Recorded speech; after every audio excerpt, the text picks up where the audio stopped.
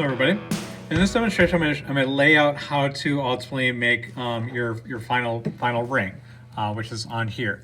This is a kind of a stick that I made a while back in terms of showing you the progress or the progression. That one fell off. From beginning to all the way to the end. So I'm going to explain all the steps, and then we'll kind of go through the entire thing. Well, not the entire thing, but most of it. So first off, we start off with this block of wax. Wax does come in different colors. Blue is one of the most common ones. There are green wax, purple waxes, red wax, and each color kind of represents the strength of the wax. You don't necessarily want a really strong wax because it's very brittle, because it doesn't flex, but you don't want to have one that's super flexible because then it won't hold its shape.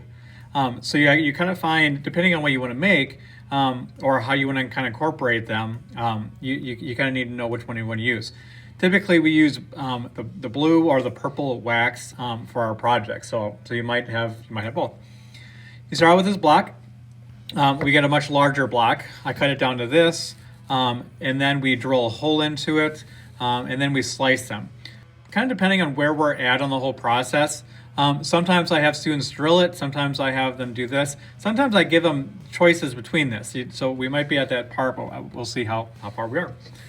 Once this is done, we try to do a brush job to cut as much off of this as we can with a bandsaw or an X-Acto knife to get the rough shape of it. Once we get that, we use the belt sander to go in and to fine tune this. Once that is done, we switch over to our sandpapers and our smaller files.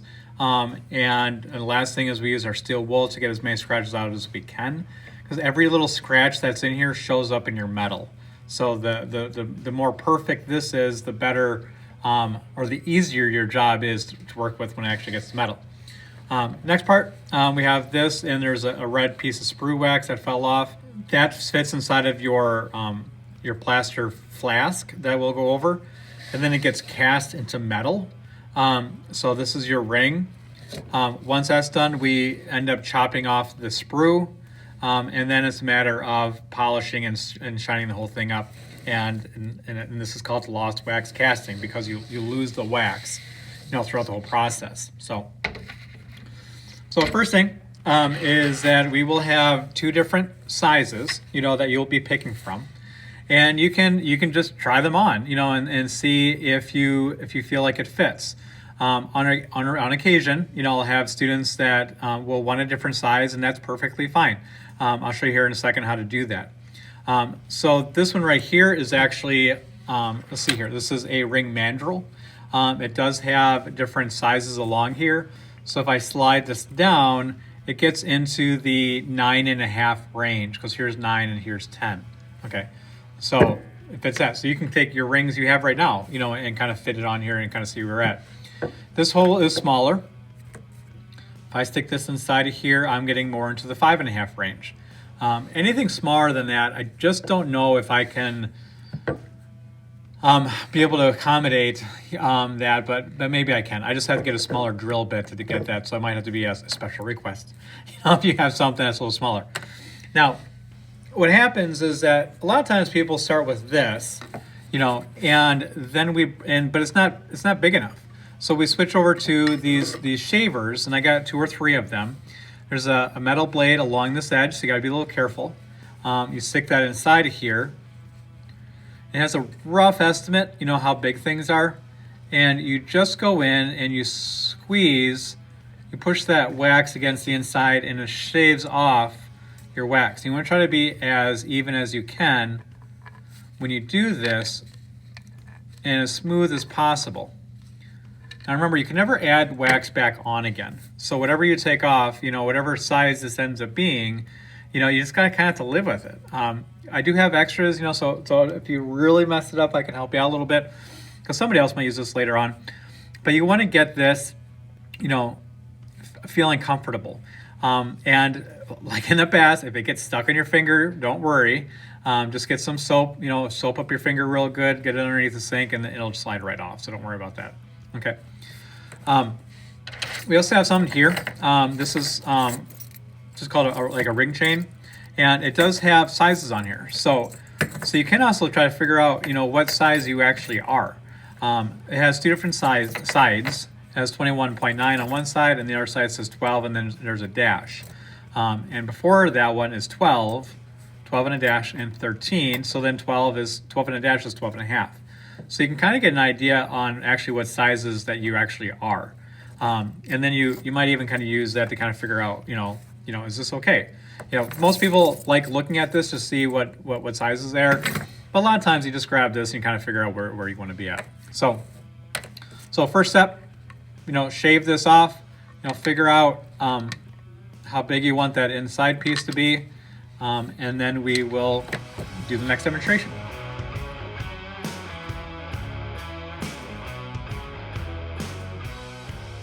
Okay, so we're over here by the bandsaw. The on and on switch is in front when you stand in front of you, which is down in that area.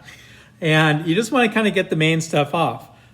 You can use an X-Acto blade, and no, I did not cut my finger before the demonstration. This is from last night. So this is safe as long as you follow a couple of basic rules. One is you don't put your finger against, the blade. So that's a big one. You can easily hold this and give yourself plenty of space between where you're going to be cutting. But I mainly just want to kind of cut the main large chunks off, so I don't have to spend a long time by our one and only belt sander. Okay, but we'll do this, and then we'll shave it down a little bit with a file after we use the belt sander, and kind of go from there. Okay, so I'm going to turn this on, and I'm going to cut off a corner. Then I'll stop it, and then we'll kind of talk about the next piece. This does take a while to slow down, so I usually have a piece of wood right here that I push against it just to slow it down a little bit faster.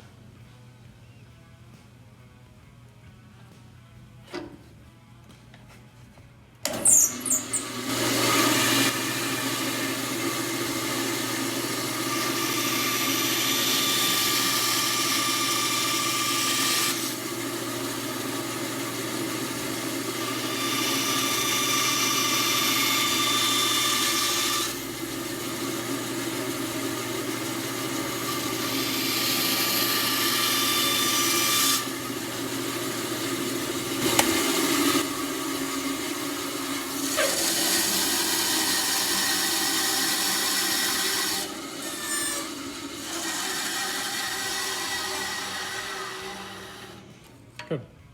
So I want to show you where I was at.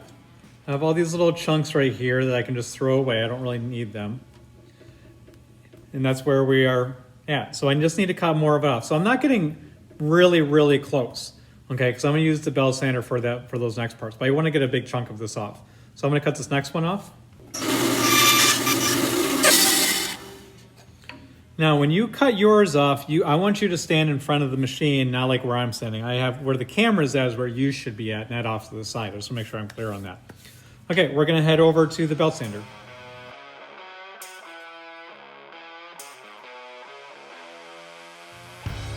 Okay, so now we're over here by the belt sander. So I'm going to be putting my ring here on this little shelf here and kind of going back and forth with this. It doesn't hurt necessarily if you hit this with your hand. But it can, you just don't want to, but it's not gonna you're gonna start bleeding all over the place. So again, just kind of safety, you just don't want to necessarily touch that. I do have a smaller one off to the side that looks like this that I'll demonstrate as well.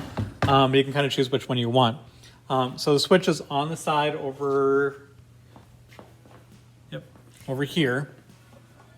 I'm gonna turn it on.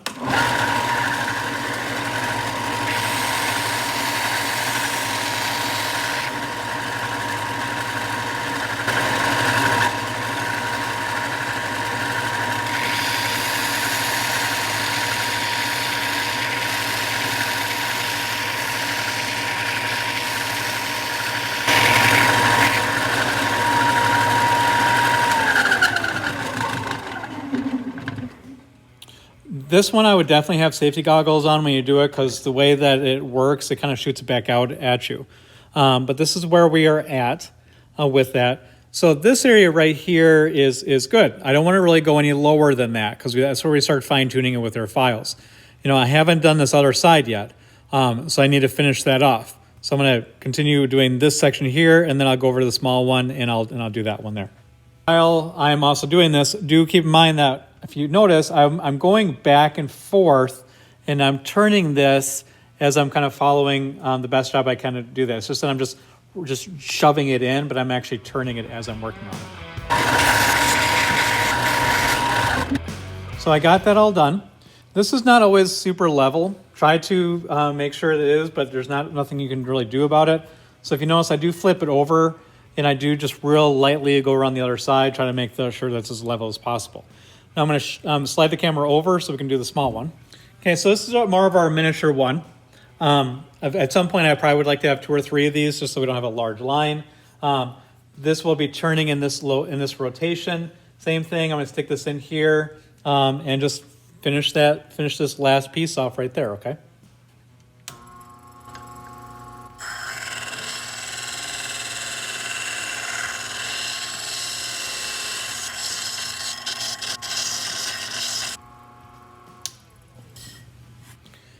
Okay, so this should be all done. This one is definitely quieter. I do need to change this out. It's just like a sticky back. They're not that hard, I just got to do it. But this is all good. So let's switch back to the getting our files out, and we can kind of see where we're at.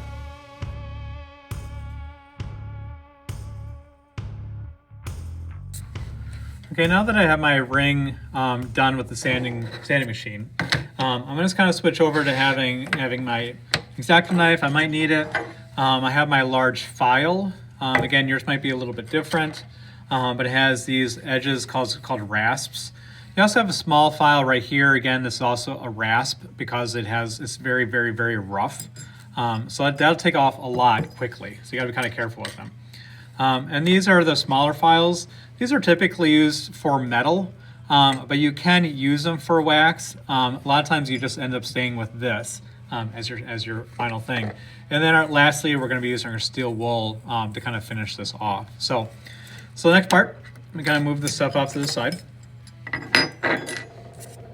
is I need to kind of start sanding this down. So I'm going to use these sides. On this one, I have different options. I'm just going to hold the ring like this, and then I'm going to take this and I just kind of go across it. Now remember, you want to also try to get a beveled edge on both sides, which means that it's not going to be flat like this, but it'll be rounded along there. So you can kind of go through and get those as well.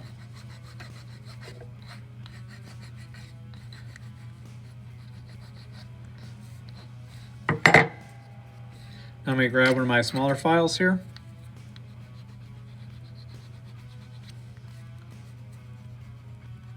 And get this done here. Now we do have one more tool I want to show you real quick. We do have these ring holders that you can use.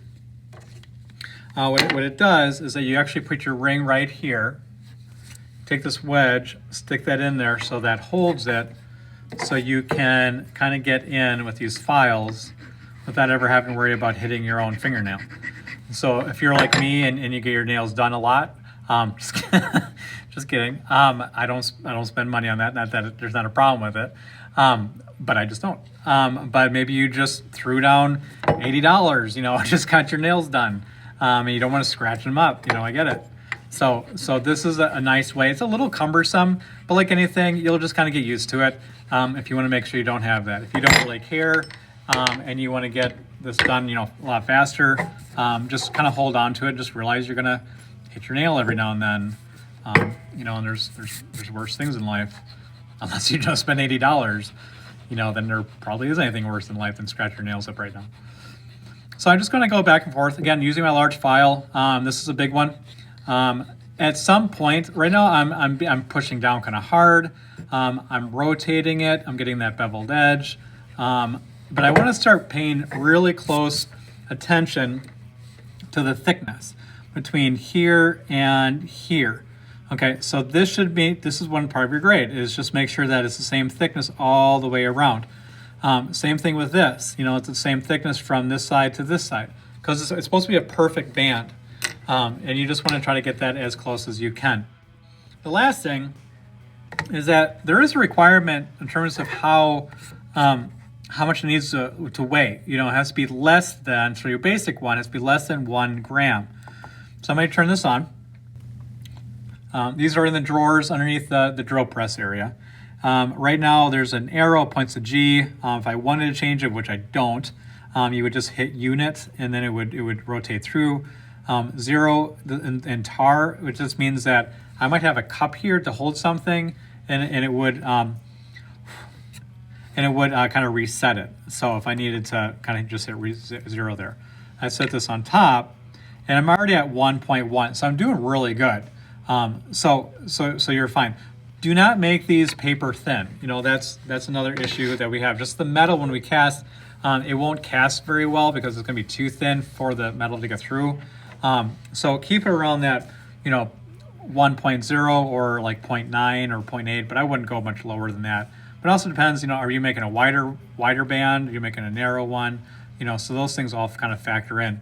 But a lot of rings that you end up wearing are thin, you know, are thinner, I should say, not super thin, but they're not bulky. A lot of times when students do this, they just want to have this super bulky ring that is like, whoa, that's so uncomfortable. So we do want to kind of thin that out and just go for that 1.0 on that, and then, you know, just shut it off, please. So I'm probably gonna switch this over to time elapse and finish up this ring.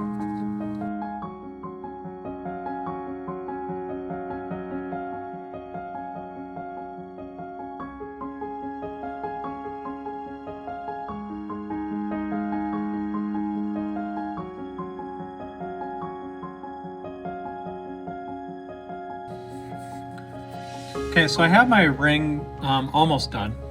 I'm going to bring this over real quick, just kind of see where it's at. So we're at a 0.9, so I shaved a little bit off of it. But if you're like at a 1.2 or a 1.3, you know, you have a lot of extra that are on there that you might even want to go back to the belt sander before you kind of jump into this. So this is still pretty rough. I have most of my bevels out. I have it, you know, pretty consistent all the way around. There's still some areas I should work on. But just for the demonstration purpose, let me kind of switch over to the steel wool. And what this is that then you start going over top of this and you try to kind of press into it as you go around the whole thing. So steel wool is kind of like a sandpaper that we're just going to smooth the entire thing out. And the goal of this is to get rid of things like this right here. And I don't know if you can see that or not, but they're file marks. And you want to get those out. You want it nice and smooth like it is on this side. Do not do this until you show this to me, okay? Because a lot of times I'm probably going to say, well, why don't you, just to save yourself some work, I might say it's really thick on this side, really thin on this side, see if you can even that out. You know, so try not to jump into this until you talk to me first, especially with your first ring.